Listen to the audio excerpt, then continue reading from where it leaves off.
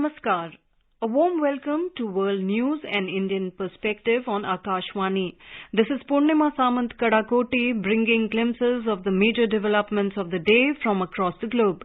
Over the next half an hour, we shall bring to you the latest from the world of politics, economy, sports, entertainment and more. The headlines. Prime Minister Narendra Modi congratulates the players for victorious performances at various international sports events. The Indian city of Varanasi will host the ministers' meeting of the Development Working Group under India's G20 presidency. In a relief measure, Canada votes to stop deportation of Indian students on fake admission letters. 2 Indian taekwondo players to represent the country in FISU World Universities Games 2023. Militant group Al-Shabaab blasts a beachside hotel in Somalian capital, killing 6 civilians. Islamic State militant group explodes a mosque in Afghanistan, killing 11 people. China proposes to restrict airdrops and Bluetooth in a move to curb anti-government sentiments. Cyclone Biparjoy gathers momentum in the Arabian Sea. India gears up to tackle the aftermath. India defeats Japan by 1-0 in the Junior Women's Hockey World Cup, reaches the summit clash. And in FIH Pro League, Indian men's team reclaims the top spot, beats Argentina in the semi-finals. Prime Minister Narendra Modi on Saturday praised India's performance at ISSF Junior World Cup 2023 with a tally of 15 medals and emerging on top of the medals table. In his message, Mr. Modi said, each victory is a testament to the young athletes' passion, dedication and spirit. Prime Minister Narendra Modi has congratulated Sri Shankar Murali for scripting history at Paris Diamond League and securing a bronze medal in a long jump. In his message, Mr. Modi said this is India's first ever medal in the long jump at Diamond League. The holy city of Varanasi in Uttar Pradesh is all set to host the G20 Group Countries Development Ministers meeting starting on Sunday, 11th June and will conclude on 13th June. External Affairs Minister Dr. S. Jaishankar will chair the meeting. Prime Minister Narendra Modi will deliver a special video address at the beginning of the meeting under the G20 Indian presidency. The Varanasi Development Ministers meeting is taking place amidst mounting development challenges. The G20 Development Ministerial meeting will be an opportunity to collectively agree on actions for accelerating the achievement of the SDGs and foster synergies between the development, environment and climate agendas while avoiding costly trade-offs that hold back progress for the developing countries.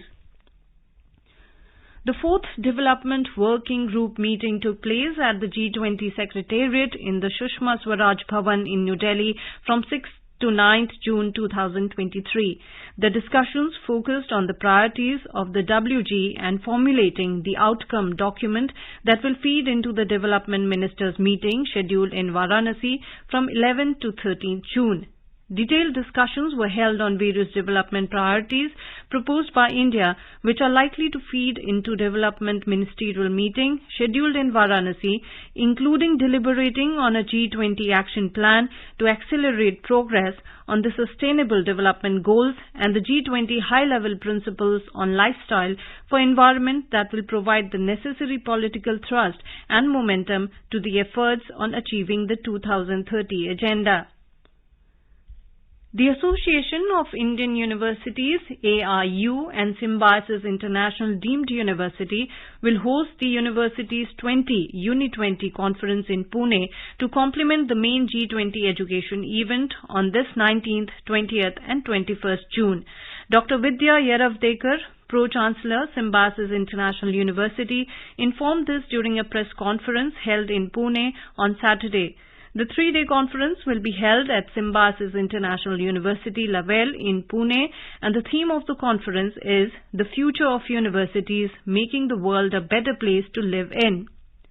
This Uni 2020 will bring together senior academics and educational leaders from all the G20 plus countries. Around 70 international representatives and more than 40 speakers from G20 countries and all continents will participate in the academic conference. As India prepares for the G20 summit to be held in the third quarter of the year, the second quarter is packed with vibrant sequences of the G20 events, among which the ministers' meeting of the Development Working Group scheduled in Varanasi from 11th June holds the limelight. Let us have a look at the meetings held this week and gear up for the upcoming ones. G20 India 2023. One Earth, one family, one future.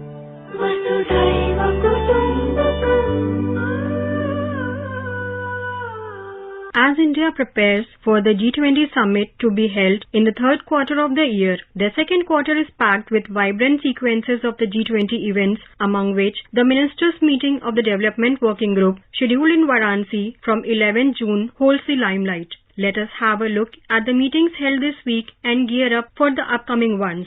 Third G20 International Financial Architecture Working Group meeting. The third G20 International Financial Architecture Working Group meeting, IFAWG, under the Indian presidency concluded in Goa on 7 June 2023. The two-day meeting saw the participation of approximately 100 delegates from G20 member countries, invitee countries, and various international organizations, including multilateral development banks. The meeting was jointly steered by the Ministry of Finance and the Reserve Bank of India, along with France and Korea, the co-chairs of the IFAWG. The meeting saw detailed deliberations on the key priority areas of the IFAWG, which include strengthening MDBs to address shared global challenges of the 21st century, managing global debt vulnerabilities, strengthening the global financial security net.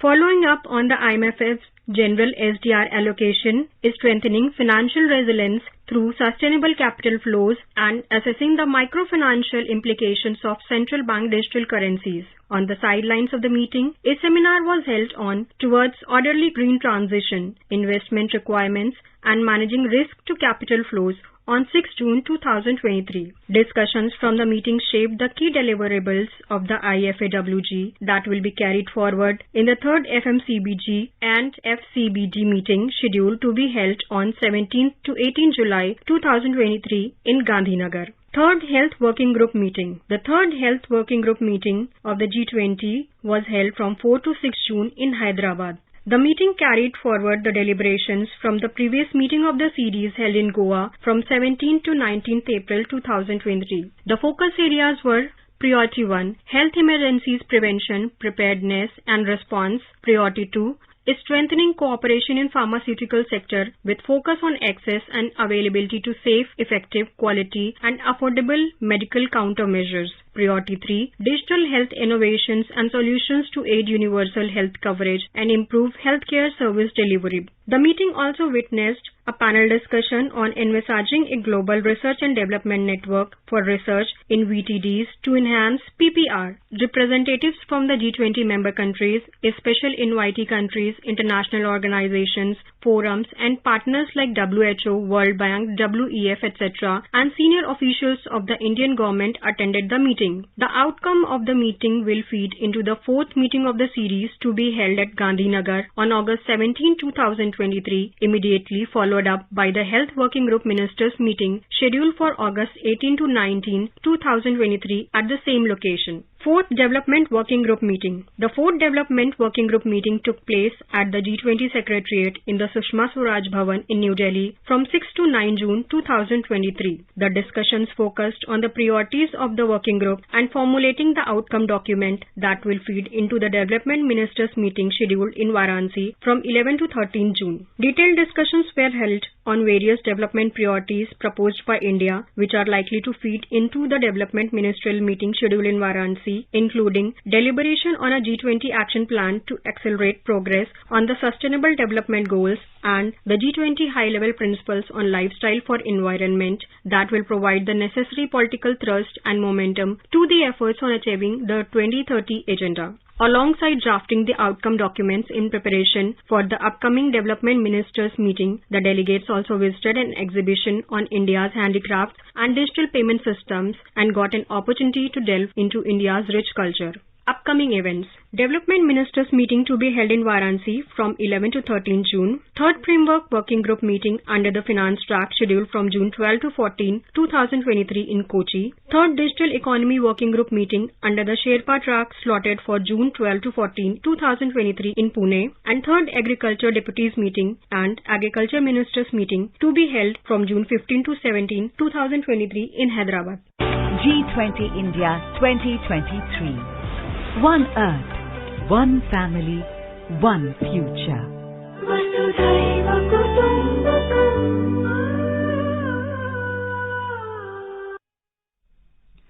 In a big relief to former Indian students in Canada who are set to face deportation over fake offer letters, a Canadian parliamentary committee has voted unanimously to urge the Border Services Agency to stop the process. According to the committee, the students were duped by unscrupulous education consultants in India to enter Canada with fraudulent college admission letters. The introduction of the motion has been announced just days before Lovepreet Singh, an Indian national, is set to be deported on the 13th of June. Earlier, External Affairs Minister Dr. S. Jaishankar said in a press conference on Thursday that the ministry has taken up the matter and it is unfair to the students who studied in good faith. While promising to pursue a solution for the students, Prime Minister Justin Trudeau has also assured that his government is focused on identifying the culprits, not penalizing the victims. Two taekwondo players of Ladakh, Tashi Tundup, GNDU Amritsar, and Shahnaz Parveen, MDU Rohtak, were selected for FISU World University Games 2023 to be held at Chengdu in China. The players were selected during the recent trials held at Guru Nanak Dev University. Both players had won gold medals in the All India Inter-University Games. The 2023 FISU World University Games from 28th July to 8th August. JNDU Amritsar will conduct a one-month coaching camp. Shahnaz is the first woman player of Ladakh who is representing India in the World University Games, and Tashi will be representing the country for the second time. In Somalia, Al-Shabaab militants attacked a beachside hotel in the capital Mogadishu on Friday. According to the police, 6 civilians were killed and 10 injured in the attacks. Security forces rescued more than 80 guests from the Pearl Beach Hotel after a 6-hour siege. Police informed that 3 security personnel died in the rescue operation, while all attackers were killed in a fierce gun battle. The hotel was popular and frequented by government officials. The attack came weeks after the militants killed dozens of Ugandan soldiers who were part of an African Union peacekeeping mission in the Lower Shabelle region. An explosion inside a mosque in northeast Afghanistan has killed 11 people and injured 30. The explosion happened at 11 local time in the provincial capital Faizabad on Thursday.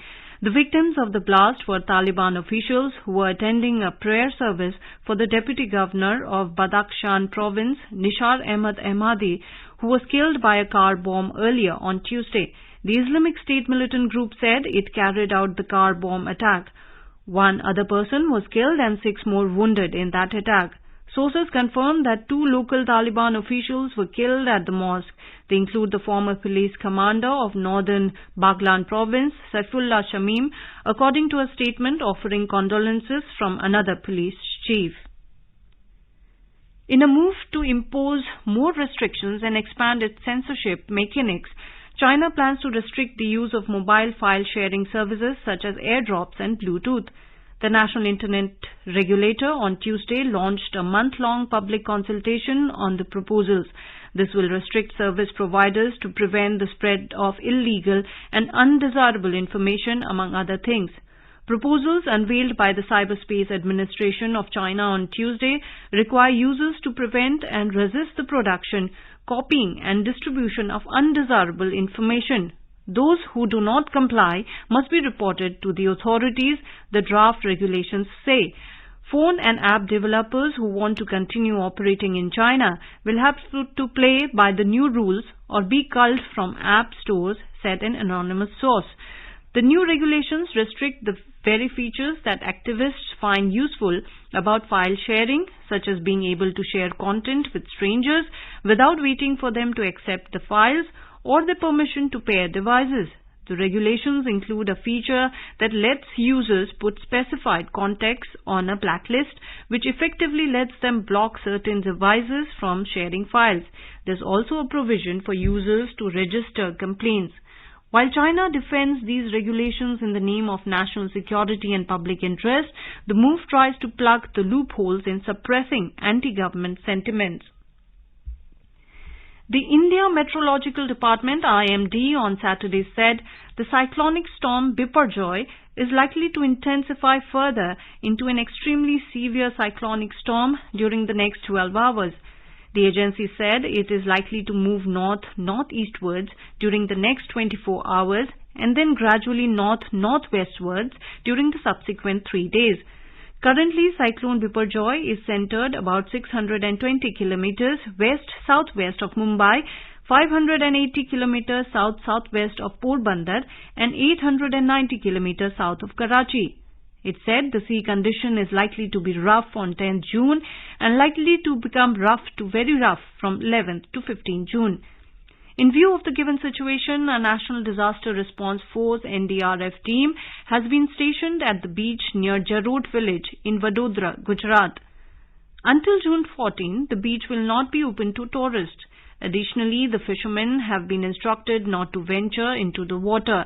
The IMD has warned that the storm could cause heavy rain and strong winds in coastal areas of Karnataka, Goa and Maharashtra. Meanwhile, fishermen have been cautioned not to venture out into the seas off the coast of Gujarat, Kerala, Karnataka and Lakshadweep. In today's Hotspot section, we bring you a commentary on India-Serbia ties.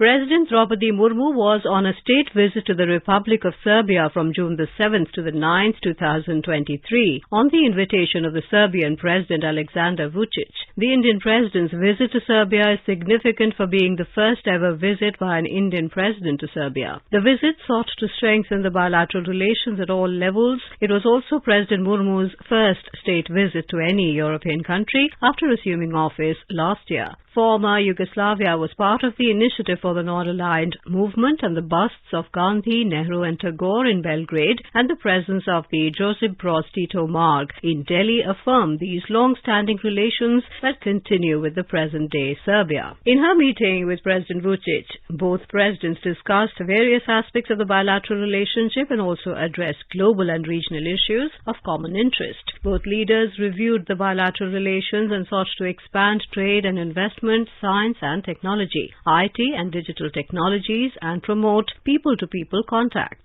President Murmu also met the Prime Minister of Serbia, Ms. Ana Brnabić, and also discussed strengthening coordination and cooperation at the United Nations and other multilateral fora. President Murmu was accompanied by a high-level business delegation representing the three main business chambers, ASOCHAM, CII and FICCI. It is expected that businesses on both sides would engage to help strengthen trade and investment, agriculture, defense, power, energy, infrastructure, automobiles, food processing, pharmacy and IT sectors. Serbia is a landlocked country located in the Balkans and known for its natural beauty. It is a big tourist attraction and is now a popular destination for filmmakers from India. It has a small Indian community of 320 people. In her speech at the reception hosted by the Indian community in Belgrade, President Murmu emphasized that the bilateral ties are embedded in the context of the Non-Aligned Movement and have a historical connection. She highlighted India's unprecedented transformation and drew attention to it being the fastest growing economy in the world, and by the end of the decade, India would be the third largest global economy. President Murmu hoped India would achieve the developed country tag by 2047. She emphasized gender equality and women's empowerment as issues being close to her heart and highlighted the success of women in India and especially lauded the achievements of the 4 women who topped the civil service examination this year, setting a new record. In her interaction with the Indian community, President Murmu also flagged the rapid Indian economic growth and transformation in the country and highlighted that India is today being recognized as a responsible development partner, a first responder and a voice of the global south. India today, she emphasized, is leading discussions on various issues ranging from climate action, counter-terrorism, maritime security, financial inclusion and food security, thus making it an indispensable partner in all critical global issues. President Murmu also highlighted that many Serbians had benefited through the Indian Technical and Economic Cooperation (ITEC) program in areas such as IT, finance, textiles, management, rural development, environment, yoga and Ayurveda. She also pointed out how India's age-old philosophy of Vasudhaiva Kutumbakam is reflected in India's G20 presidency in 2023 with the theme of One Earth, One Family, One Future. President Murmu also addressed the India-Serbia Business Forum and encouraged both sides to take forward the historical relations and convert that to strengthen trade and economic partnership. She highlighted the achievements of the Indian economy in key sectors such as auto and auto components, healthcare, pharmaceuticals, biotechnology, renewable energy, textiles and apparel, space, information technology, telecom and fintech. President Murmu emphasized the success of India, particularly in the digital arena, which has put the country at the forefront of digital innovation. She drew attention to India's startup ecosystem, which today ranks 3rd in the world with over 100 unicorns. Given the geographical location of Serbia, President Murmu stated that it can be an effective gateway for Indian companies to access border markets in Europe and Eurasia.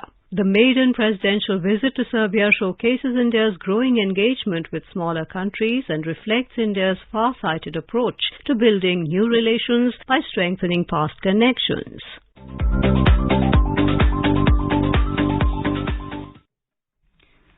This is Akashvani giving you the world news. India defeated Japan 1-0 to qualify for the Junior Women's Hockey World Cup 2023 final. The Indian team edged out hosts Japan in a neck-to-neck semi-final clash in Kamigahara, Japan on Saturday. Sunelita Topo scored the only goal of the game. The victory means that the Indian team will compete in the prestigious tournament's final for the second time, having previously reached the summit clash in 2012. In French Open tennis, world number 1 and top seed Iga Swiatek of Poland won the women's singles crown. She defended her title against unseeded Czech Karolina Muchova 6-2, 5-7, 6-4. This is her third French title in just 5 years. In men's single, third seed Serbian Novak Djokovic will meet fourth seed Norwegian Casper Ruud in the finals on Sunday. Djokovic will be eyeing history in the final as he is just one win away from men's record 23rd Grand Slam singles title. The Indian men's hockey team reclaimed the top spot in the FIH Pro League 2022-23 points table with a clinical 3-0 win over Argentina in Eindhoven, Netherlands on Thursday. India will play Argentina in the final match of the league at the same venue on Sunday. In cricket, chasing the victory target of 444 runs, India were 164 for 3 in the second innings against Australia at Stumps on the penultimate day of the World Test Championship final at the Oval in England. Virat Kohli on 44 and Ajinkya Rahane on 20 were at the crease. India still need 280 runs to win the match with 7 wickets in hand. Earlier resuming at the overnight score of 123 for 4, Australia declared the second innings at 270 runs for the loss of 8 wickets. This is Team India's second consecutive WTC final in as many editions. India lost to New Zealand in the final of the inaugural edition of the championship.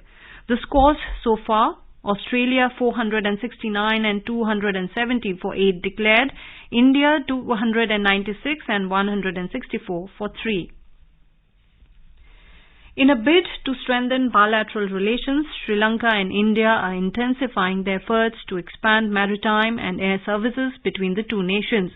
Indian High Commissioner to Sri Lanka, Gopal Bagle, held a meeting with Sri Lanka's Ports, Shipping and Aviation Minister Nimal Sripala De Silva and highlighted the successful completion of 100 flights between Chennai and Jaffna by Alliance Air. He added that given the demand for travel in the sector, plans are underway to increase the number of flight operations between the two cities. He also said that the request of Sri Lankan government for a concessional loan to extend the runway at Palale Airport is under consideration. The 53rd Director General Level Border Coordination Conference between Border Security Force and Border Guard Bangladesh will be organized by BSF in Delhi from Sunday till 14 June. During this conference, BSF delegation of India led by Director General BSF Dr. Sujoy Lal Thausen will meet BGB delegation headed by Major General AKM Nazmul Hasan. The conference is being organized to discuss the border-related issues and for better coordination between both border guarding forces.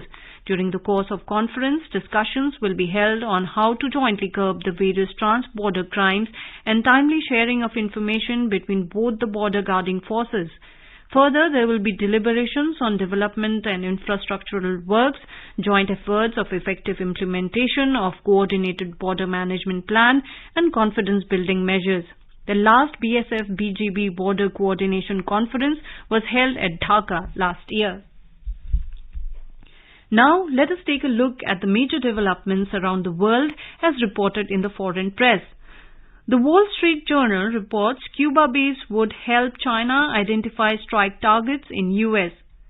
The Guardian writes 9 people killed in attack by Al-Shabaab in Somali capital Mogadishu.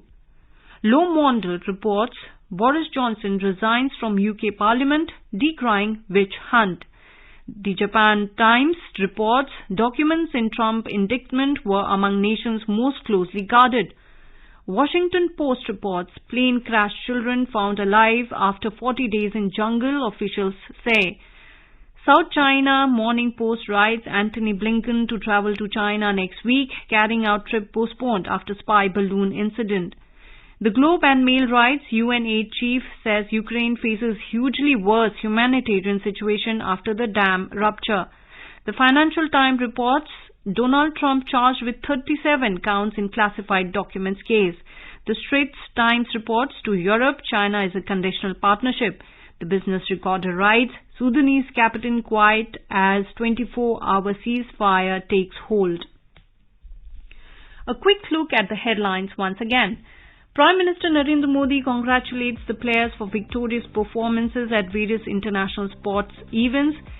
The Indian city of Varanasi will host the ministers' meeting of the Development Working Group under India's G20 presidency. In a relief measure, Canada votes to stop deportation of Indian students on fake admission letters. 2 Indian taekwondo players to represent the country in FISU World Universities Games 2023. Militant group Al-Shabaab blast a beachside hotel in Somalian capital, killing 6 civilians. Islamic State militant group explodes a mosque in Afghanistan, killing 11 people.